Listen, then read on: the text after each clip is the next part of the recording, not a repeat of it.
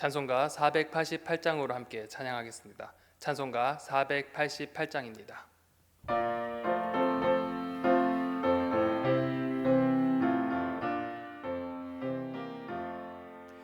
이 몸의 소망 무언가 우리 주 예수뿐일세.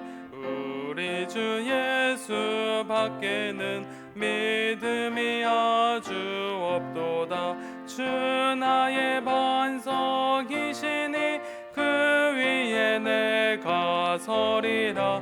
그 위에 내가 서리라. 무섭게 바람 부는 밤 물결이 높이 설렐 때 우리 주 크신 은혜에 소망에 닿을 줄이라. 주 나의 반석이시니 그 위에 내가 서리라. 그 위에 내가 서리라. 세상에 믿던 모든 것 끊어질 그날 되어도 주의 언약 믿사와 내 소망 더욱 크리라. 주 나의 반석이시니 그 위에 내가 서리라. 그 위에 내가 서리라. 바라던 천국 올라가 하나님 앞에 배울 때 구주의 의를 힘입어 어여시 바로 서리라. 주 나의 반석이시니 그 위에 내가 서리라. 그 위에 내가 서리라.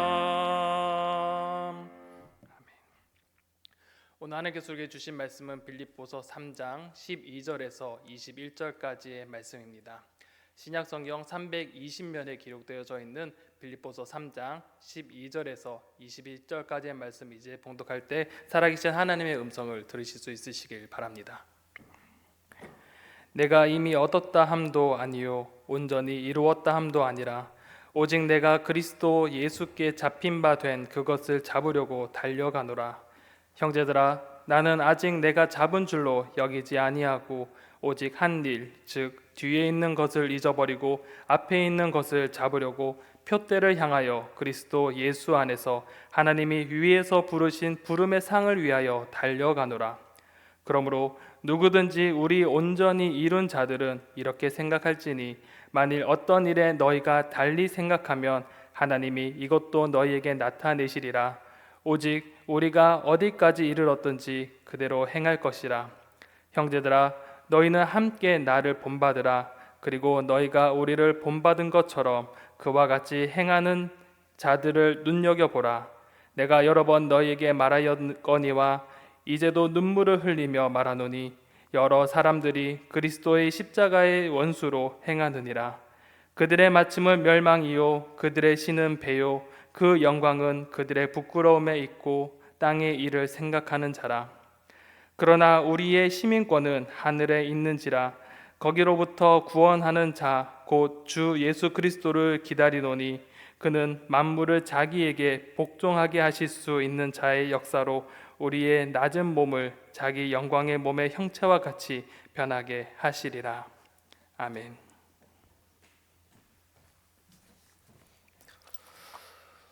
바울은 빌립보 교인들에게 바울 자신이 어떤 신앙으로 살아가고 있는지를 고백하면서 빌립보 교인들도 바울을 본받아서 같은 신앙으로 살아가기를 권면합니다.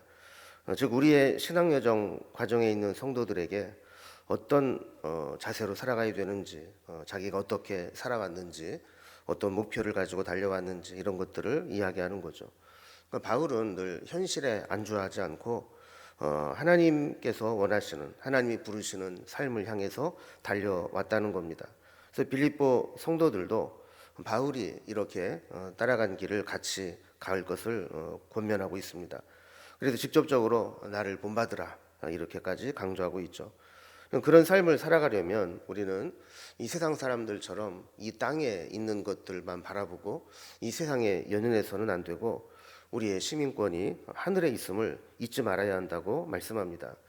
이런 내용으로 오늘 본문을 단락별로 구분을 해보면 먼저 12절에서 16절까지는 바울의 신앙 여정이 어떻게 왔는지, 그리고 그를 이끌어가고 있는 신앙은 무엇인지 자전적으로 고백하고 있습니다. 또 17절에서 19절까지는 바울은 그런 삶을 살았는데 여기에 역행해서 사는 사람들도 있다는 거죠. 복음을 버리고 십자가의 원수된 길로 가는 자들이 있는데 빌립보 교인들은 그렇게 하지 않기를 권면하고 있습니다. 그리고 마지막으로 20절, 21절은 우리의 시민권은 하늘에 있음을 기억하면서 하늘에 소망을 두고 하늘을 표대 삼아서 살아야 된다라는 교훈으로 마무리되고 있습니다. 이제 단락별로 살펴봅니다. 첫 번째 단락은 바울의 신앙 여정을 이끌고 있는 그런 신앙이 어떤 것인지를 소개하고 있습니다. 우리의 신앙 여정은 이 땅에서 시작되었지만 천국으로 이어지게 됩니다. 이 긴 신앙 여정을 완주하려면 가장 중요한 것이 목적을 분명히 하는 겁니다. 목적이 분명치 않으면 끝까지 완주해서 목적지에 도달하기 어렵기 때문이죠. 중간에 낙오하거나 다른 길로 잘못 들어서기 쉽고 그러면 곧 포기하기가 쉽습니다. 바울은 자신의 신앙 여정을 이끌어온 핵심 원리를 이렇게 소개합니다. 12절에 보면 내가 이미 얻었다함도 아니요 온전히 이루었다함도 아니라 오직 내가 그리스도 예수께 잡힌 바 된 그것을 잡으려고 달려가노라 그랬습니다. 바울은 자신의 인생을 미완성의 인생으로 여겼습니다. 미완성의 인생이라고 하는 것은 아직 해야 될 일이 남아있다라는 것을 느끼고 있다는 것이죠. 아직도 해야 할 일, 사명이 있다는 것을 자각하고 살아가고 있다는 겁니다. 그것을 그리스도 예수께 잡힌 바 된 그것이라고 표현을 했습니다. 그것을 11절에서 말씀했던 것과 같이 이제 죽은 자들 가운데서 부활하신 주님, 그 부활의 주님을 그는 잡으려고 쫓아가는 삶을 산다. 그러니까 이 부활하신 주님이 맡겨주신 사명, 그 부활의 주님을 전하는 것, 그것을 위해서 달려간다는 겁니다. 그래서 13절에 보면 바울은 아직 자신의 상황을 잡은 줄로 여기지 아니하고 오직 한 일, 즉 뒤에 있는 것, 그러니까 전에 해왔던 것들은 다 잊어버리고 앞으로 내가 해야 될 일, 앞으로 붙잡으려고 달려가야 하는 일, 그런 일들을 향해서 달려간다라고 이야기하는 거죠. 여러분, 바울 같은 사람이 그렇게 목숨을 걸고 전적으로 헌신했던 사도도 나는 아직 잡은 줄로 여기지 않는다. 나는 아직 온전히 이루었다고 생각지도 않는다. 내 인생은 아직도 미완성의 삶이고 아직도 주님의 그 부르심을 향해 달려가고 있다. 이렇게 고백했다면 우리는 어떤 자세로 살아가야 되겠습니까? 바울보다 훨씬 더 주님을 향해서 달려가야 되지 않겠습니까? 이것을 14절에서는 바울이 표대를 향하여 간다라고 표현을 했습니다. 그리스도 안에서 하나님이 위에서 부르신 부름의 상을 위하여 달려간다라고 고백을 한 거죠.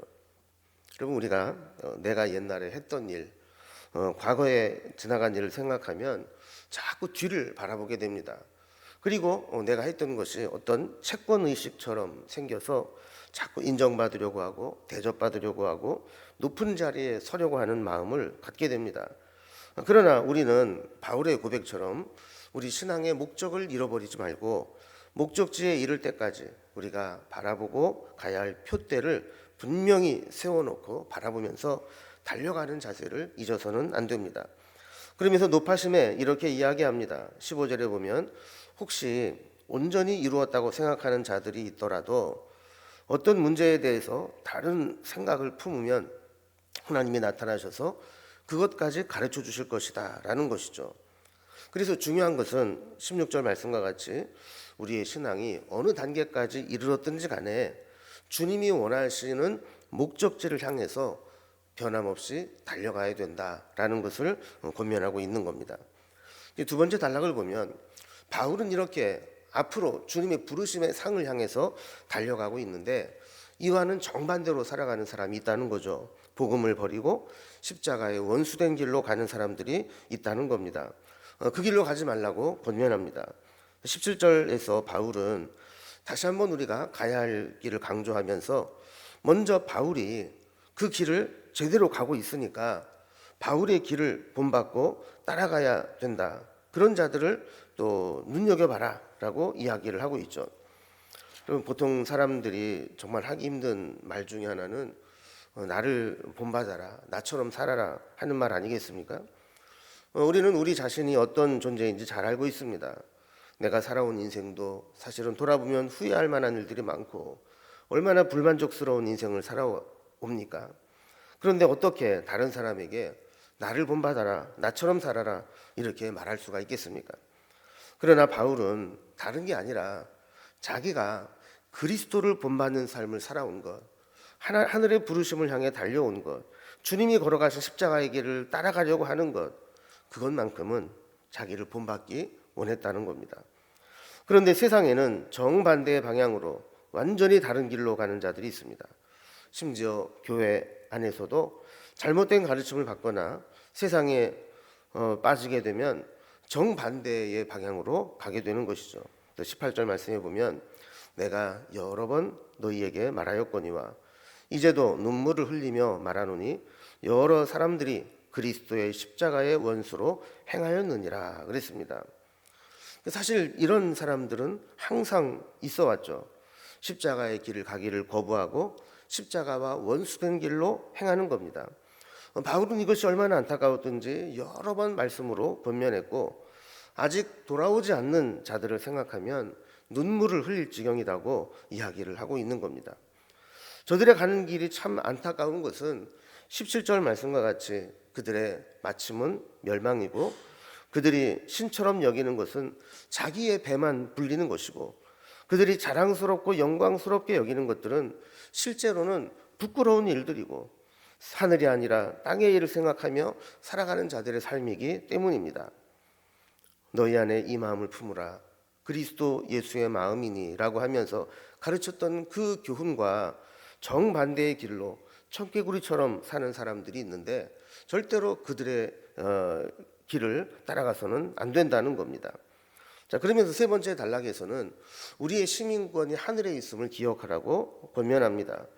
우리가 십자가의 길을 따라가고 십자가와 원수된 길을 가지 않으려면 어떻게 해야 될까요? 세상의 유혹을 받고 때로 핍박과 고난을 받을 때에도 흔들림 없이 오직 십자가의 길을 가려면 어떤 마음으로 어떤 자세로 살아가야 되느냐 하는 겁니다. 먼저 바울은 우리에게 우리의 정체성을 분명히 알라고 이야기합니다. 20절에 보면 우리의 시민권은 하늘에 있다라고 이야기를 하죠. 이 빌립보는 알렉산더 대왕의 아버지인 빌립 2세의 이름을 따서 만든 도시이면서 이 로마의 퇴역 장군들이 은퇴 후에 모여 살게 만들었던 도시입니다. 그래서 빌립보가 로마에 있지는 않지만 그 어느 도시보다도 로마의 시민권을 가지고 있는 사람들이 많이 살고 있었습니다. 그들은 이 로마의 시민권이 가져다주는 특혜와 보장들이 얼마나 대단한 것인가를 잘 알고 있었습니다. 그래서 바울은 우리의 소속이 여기에 비유해서 설명을 하고 있는 거죠. 우리가 비록 이 땅에 살아가고 있지만 우리의 신분, 우리의 소속은 저 하늘에 있다는 것, 하늘의 시민권이 있다는 것을 잊지 말고 살아야 한다는 겁니다. 그러니까 지금 우리가 살아가고 있는 이 세상은 여행을 온 것 같이 잠시 살다 가는 것이고 우리 신앙 여정의 종착지는 우리를 구원해 주신 주 예수님이 기다리고 계신 하늘이다. 이것을 잊어서는 안 된다라는 겁니다. 그 주님은 21절에서 말씀하신 대로 믿음의 선한 싸움을 다 싸우고 표대를 향하여 달려온 자들에게 만물을 복종케 하시는 능력으로 우리의 낮은 몸을 주님이 부활하신 영광의 몸의 형체로 변화시켜 주실 것이라고 말씀합니다. 이 땅에서 잠시 좋아 보이는 것과 또 마지막에 하나님 나라에서 주님이 주실 영광과는 비교할 수가 없는 것이죠.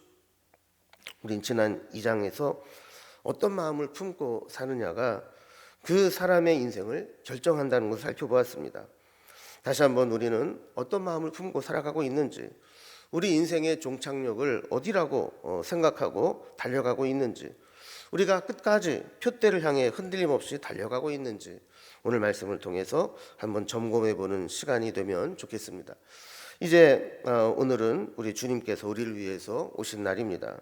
그 은혜가 우리를 붙잡고 하나님 나라에까지 인도해 주시기를 소망하면서 다시 한번 우리의 신앙 여정에 분명한 신앙 원칙을 점검하고 믿음으로 살아갈 수 있기를 주님의 이름으로 기원합니다. 기도하겠습니다.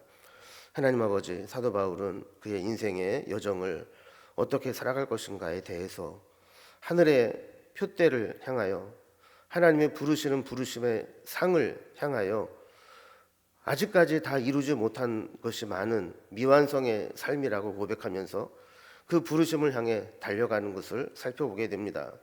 우리도 이 세상에서 다 이루었다고 안주하는 삶이 아니라 주님께서 우리에게 명하신 사명, 아직까지 미완성이라는 생각으로 끝까지 주님을 기쁘시게 하며 충성하는 삶을 살아갈 수 있도록 인도해 주시옵소서. 오늘도 우리를 위해서 이 땅에 오신 주님께 감사하며 또 주님의 그 은혜가 언제까지나 우리와 함께 하시기를 소망하며 예수님의 이름으로 기도드리옵나이다. 아멘. 이제 각자의 기도 제목들로 자유롭게 기도하시겠습니다.